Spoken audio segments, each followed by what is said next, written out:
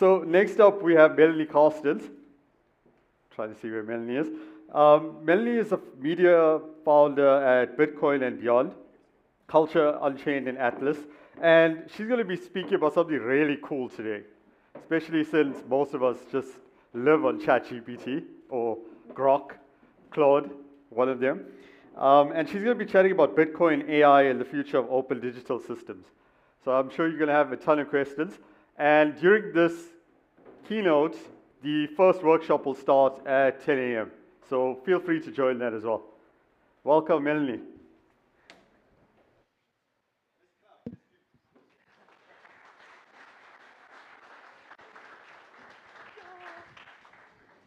All right, let's go.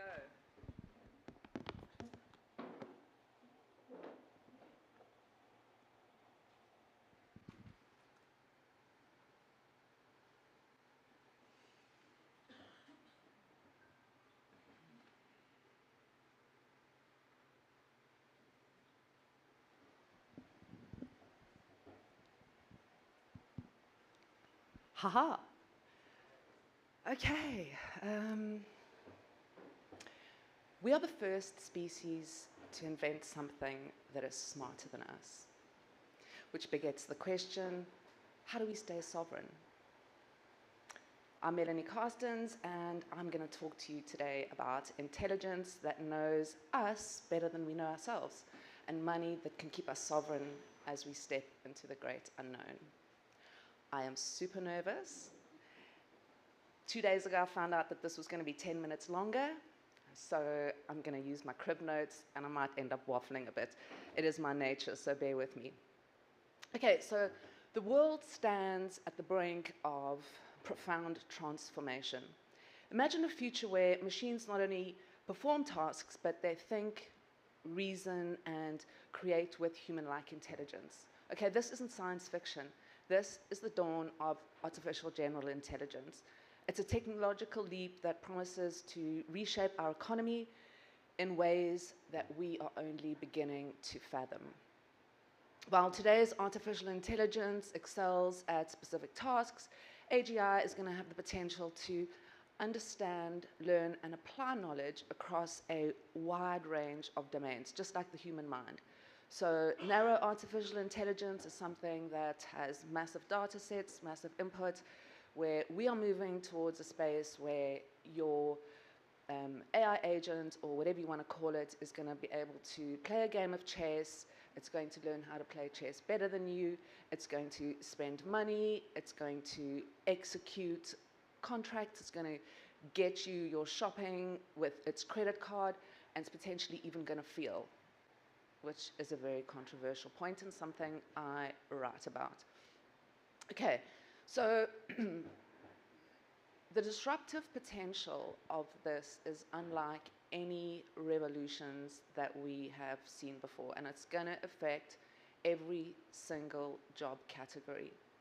It's going to perform every sector of the economy like something that we've never seen before, and no area is going to remain untouched. It is so important for us to understand that and to work with this. Not to say it's not going to affect my industry, which so many people say to me. And that's because they are judging communication like the fax machine. That's going back in time and saying, how's this going to change how I communicate?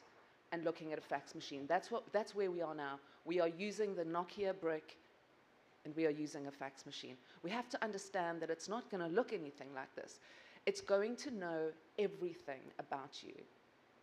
It's going, somebody said to me the other day, he's an attorney, and he said, look, it's never going to be able to change law, because that's so based on, you really have to be able to kind of understand the way humans operate. But it is, because we are going to have a sensor on us. The Apple Watch and your iPhone that takes your eye, those are just tiny beginnings of what it's going to look like. Right. So let me not waffle. Like I said, I might do that. I apologize. So what do? I write and speak on money, power, AI, and culture. And I do that through multiple channels, mainly a podcast called Bitcoin and Beyond, which is a weekly long-form interview series where I interview founders, builders, thought leaders, tastemakers, people that are talking about what this is going to look like. And every week, I open my interview with the same question. And that is, what is your Bitcoin story? Because we all have one, right? We're all here because of Bitcoin. No matter what you do, it all started with Satoshi Nakamoto and Bitcoin. And every time I ask that question, I must change the slide. Oh, there we go. I just realized I can see it. Okay, does it say, no, where's the slides? Okay, sorry. Okay, no, got it. Okay, what's your Bitcoin story? There we go.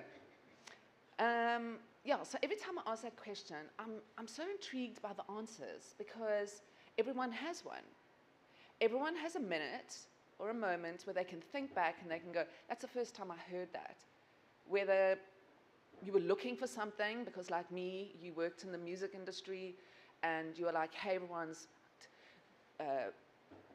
artists, the way they're taking advantage. That's why I got into it, looking for an answer there. I picked up a book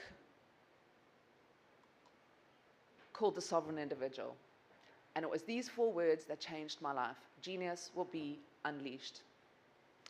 Okay, it was 2018, and I was reading along, and I came to this paragraph. If you haven't read this book, I highly recommend that you do.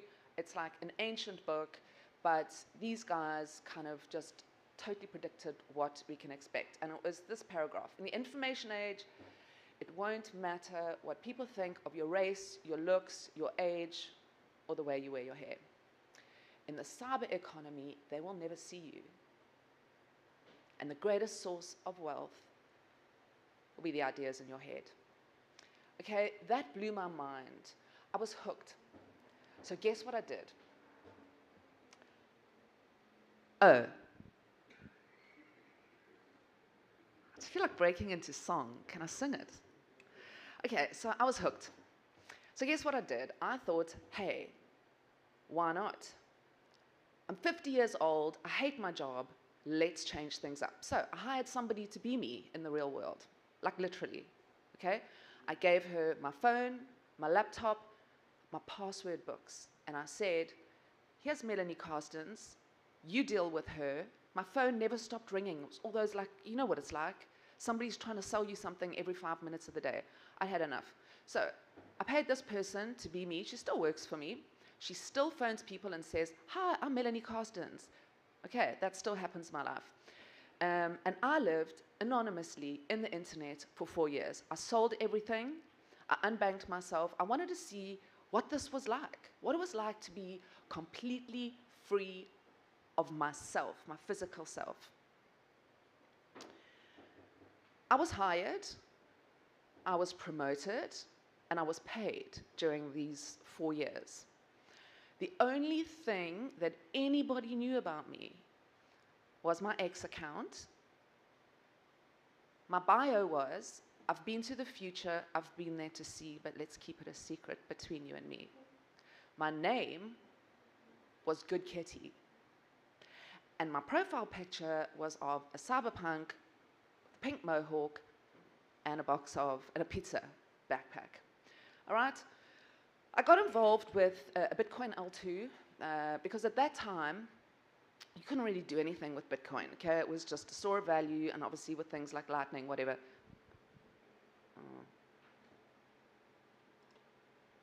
Please excuse me.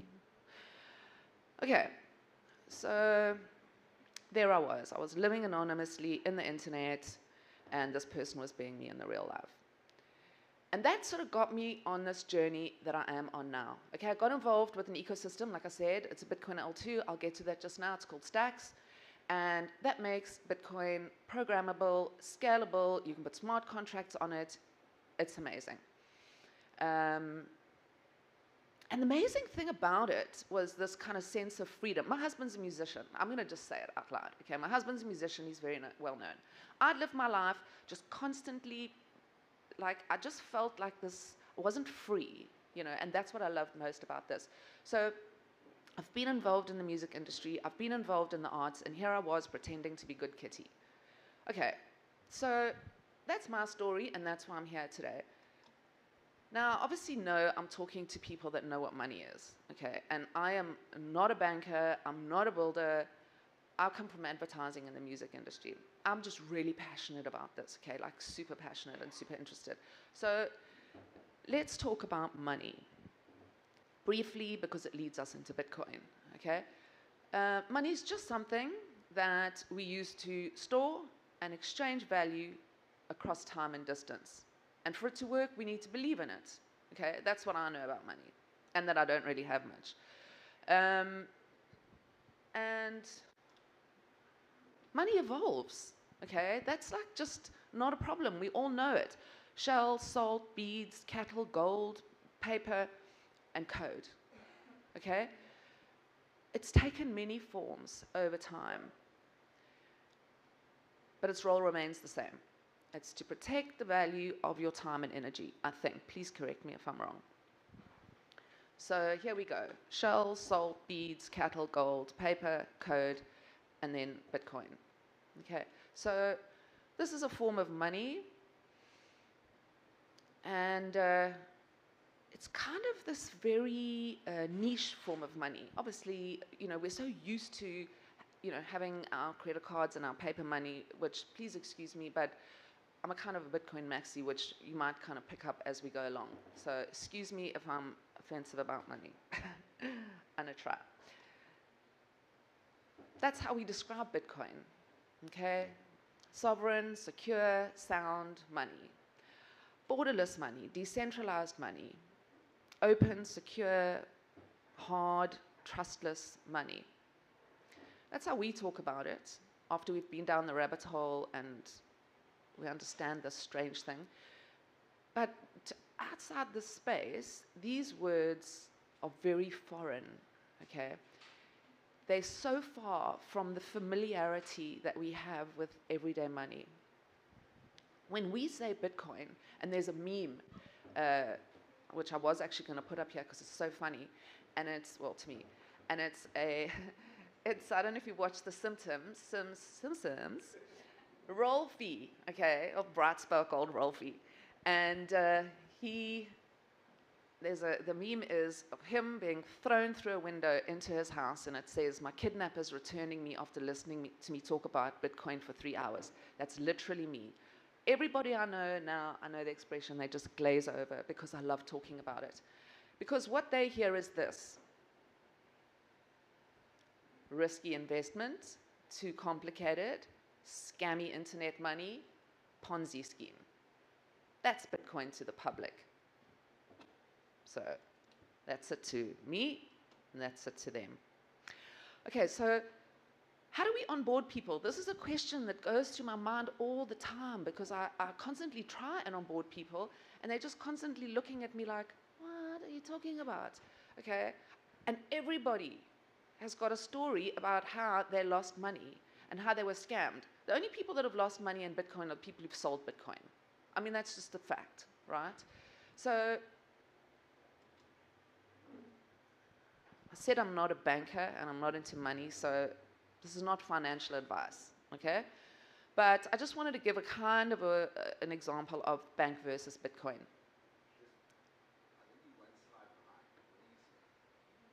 Oh my God, yeah, I am. Why? That's not the slide.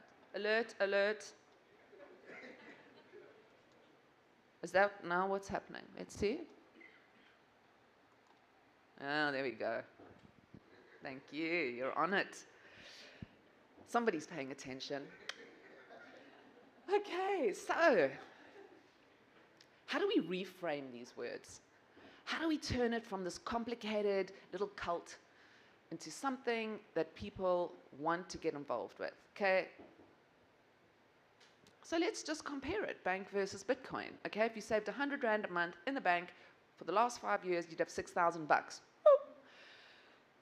Maybe a little interest, but a lot less purchasing power, sadly, because that's what money, unfortunately, what's happening, right? Debased inflammation, blah, blah, fish paste. If you put that same $100 into Bitcoin for the last 5 years, you'd have about 16,000 bucks. Okay?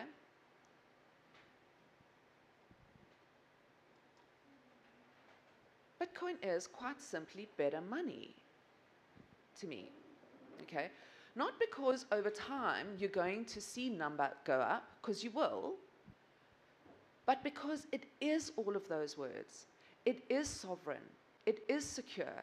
It is sound. It's also a risky investment.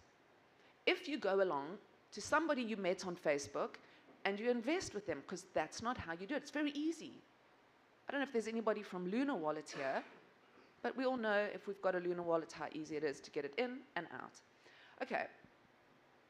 How I think we should present it to people is as a savings tool, because there's this whole debate, like hodl, spend, okay? Do we buy groceries at Pick and Pay with it, or do we keep it in some sort of cold wallet somewhere? I just feel like right now it's a savings tool for your future spend, okay? And I think that's how we should, that's just, you know, my opinion, I think that's how we should be presenting it to people, as a savings tool, because then they won't lose money. Then it won't be a Ponzi scheme. Okay, I spoke about stacks just now. So Bitcoin is evolving, okay? Lightning, rootstock, layers, ordinals, runes. Okay, let's explore what that future looks like. Oh, I do know this, but I just want to have this in front of me. All right, for the sake of time, I'm going to kind of nip through it. But I said I work primarily, I don't have an actual job, but I do get paid for in this sort of gig economy, right? So stacks. Bitcoin L2 that enables smart contracts on Bitcoin, making it programmable. Brings us DeFi, gaming, art, identity, and really just sort of this culture to invite people in and enjoy it. You all know about your Ethereum, your .eth. You can get a .btc, and those are going to be building out into kind of websites. You can put metadata on there and stuff like that. So Stacks is where I built up this Good Kitty brand, and I doxed myself earlier this year because I finally felt that was kind of a way to sort of take me forward, and that's why I'm standing here today. I'm not sure if you're familiar with Bitcoin ordinals, but that's the next step. Okay, Bitcoin is when you can write ordinals is something where you can write directly onto sats. Okay, you inscribe data and it sits there, ultimate provenance, ultimate permanence. Okay, so ordinals tell us that Bitcoin isn't just about protecting or preserving value, but it's also about preserving culture, which is a huge part of being human, right? And I think how this adoption is going to happen. All right, intelligence. So we've unleashed intelligence, not in a way the authors explained in The Sovereign Individual, okay? They were talking about the human mind. This is now an external mind. We've built something that's rapidly en route to becoming more intelligent than us. All right, moving from narrow intelligence that can basically play a game of chess and beat someone, to intelligence that can play chess, write poetry, and have a wonderful conversation with you. I'm sure we've all had those moments with ChatGPT. It's like, I've had a fight with somebody on email. How do I write better to them? And they write these wonderful emails unemotionally, especially for someone like me who can get emotional. Okay, so man's final invention. Is this what we've done? Some say it is, because once it becomes autonomous, it's the one that's inventing what comes next. Rapidly reshaping the way we live, work, and play in ways that we can't even begin to imagine. We can't think about money, Bitcoin, crypto, intelligence now in our future lives, in our current lives, because we have to start building now for what it's going to look like in the future. We have to try and imagine what this thing is going to look like, even though that's practically impossible. And we have to build the rails that are going to allow us to remain sovereign, okay? And that's Bitcoin. It's going to preserve our culture. It's going to be the way we can store our money outside the way our AI agents are spending our money, because we're going to have to let them spend our money, right? And that's why I love layer 2 on Bitcoin, because that allows your agent to spend while you remain sovereign. Certain things are just for you. Your identity, your name, my iownmel.btc, okay, forever and ever. I love it. Okay. Different kinds of artificial intelligence. I'm sure we've all heard of these. Artificial intelligence, autonomous intelligence, agentic intelligence, and beneficial intelligence. Okay, moving from narrow intelligence to this radical general intelligence. Okay, so what are these things? I mean, I'm not really going to spend much time here because I'm sure we're all familiar with them. But we've got our artificial intelligence. It's reactive. It requires human input and supervision, and it mimics thoughts. It hasn't really got the ability to have intention or invention. Okay, that was the sort of first narrow artificial intelligence. Generated image, spam filters, language models, and recommendation engines. Okay, then autonomous. I didn't think I would be able to fill the space. Autonomous intelligence. It's goal-driven, independent, can operate without supervision, navigates dynamic environments. Okay, those are our self-driving vehicles, our robotic process, all that sort of stuff. Okay, then our agentic intelligence. No. Okay. I hope you're going to edit this video before it goes on YouTube. Oh, God. All right, agentic intelligence, okay? That's going to be the agents that operate for us. It's like a walking, talking credit card on the internet, basically. That thing is going to go out there. It's going to negotiate contracts for you. That's why we need smart contracts. That's why we need a layer 2, because this thing's got to go out, negotiate your Netflix deal. It's got to go get that. It's got to go, and it's not just like going onto Woolies and ordering your groceries. You're going to open your fridge and you're going to say, I want to make chicken tonight, chicken whatever, and it's just going to get that for you without you even having to do anything, okay? So it's going to manage your DeFi. We're already seeing it on Stacks. You know, we've got this incredible, you just kind of go along, you say, I've got this much Stacks, this much Bitcoin, and it kind of works out how you do it. We've got DeFi already on X. You can boost on X, so instead of, because reputation is going to become so important. Where we had likes, anybody can like, anybody can troll. You know, now with things like Boost, you like with your money. Okay, so those things are also, that's how you're going to develop your reputation. All these things are kind of like, I think, I mean, obviously happening so fast. That's why I'm kind of running through this, because I really struggled to kind of put in words all these things that are in my head. All right, so what comes next? I've already spoken about this. The intelligent web needs intelligent money, okay? What comes next? Artificial, autonomous, beneficial intelligence, machine earning, because your agent's going to be able to also earn for you, okay? It's going to be able to probably earn your universal basic income, and whether or not that's going to be an agent or not, we're all going to need that, right, as things kind of move forward, and as sort of artificial intelligence or artificial general intelligence takes over so many jobs. Obviously, we're going to lose a lot of jobs, but it's also going to create a lot of jobs. Just like, say, for example, printing press, the wheel, these things kind of changed, obviously. So I wanted to, and I've only got sort of 2 minutes left, but it's really interesting for me, kind of the African edge, right?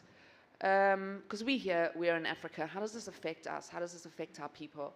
On Stacks, I do a lot of work with Nigeria, and someone said to me about 20 years ago, I said to him, like, can you define success to me? And he said to me 3 words: hunger, pride, and passion. And I rarely see that, especially with today's youth. And I don't want to sort of knock anybody, but it's just the way it's become, right? We have a kind of a lazy economy right now, an easy economy. What I love about working in Africa is that we haven't got these behemoths that we have to change, right? We are ready. This is a playground for us to test things going forward. I watch this with the guys that I work with in Nigeria, and how we fund them, how a little bit of money goes a long way. This is a young population. This is an unbanked. This is people ripe for a new kind of money, okay? Because they can't send money. They struggle to, bank accounts. So lots of inequality, unemployment,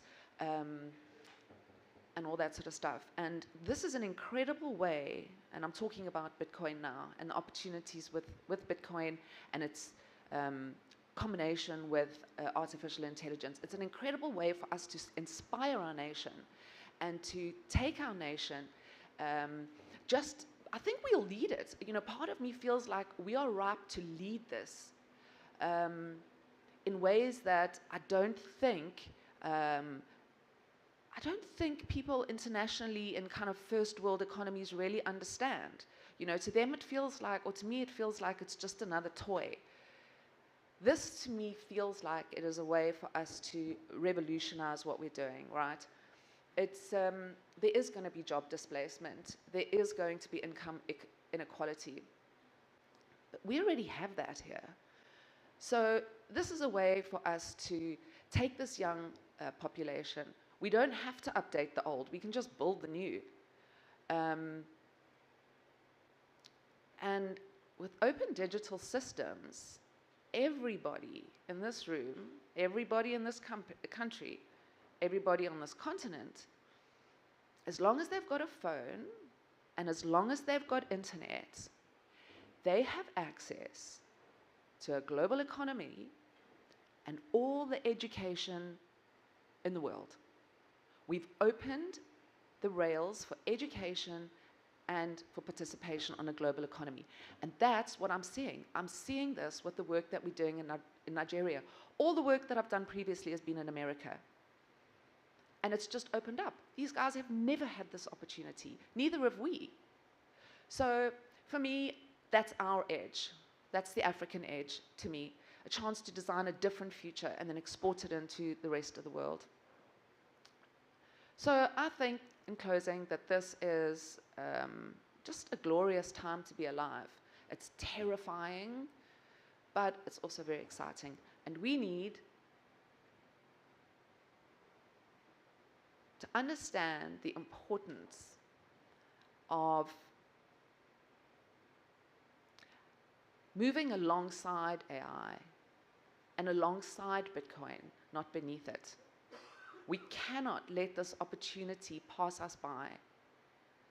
And we cannot let it,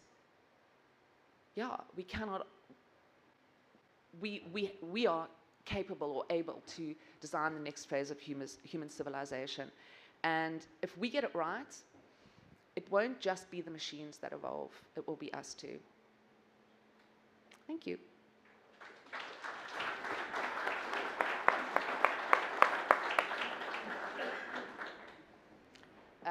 I am going to be cruising around. I have gone over time, so I'm hanging around if anybody wants to come chat with me. Thank you very much for listening.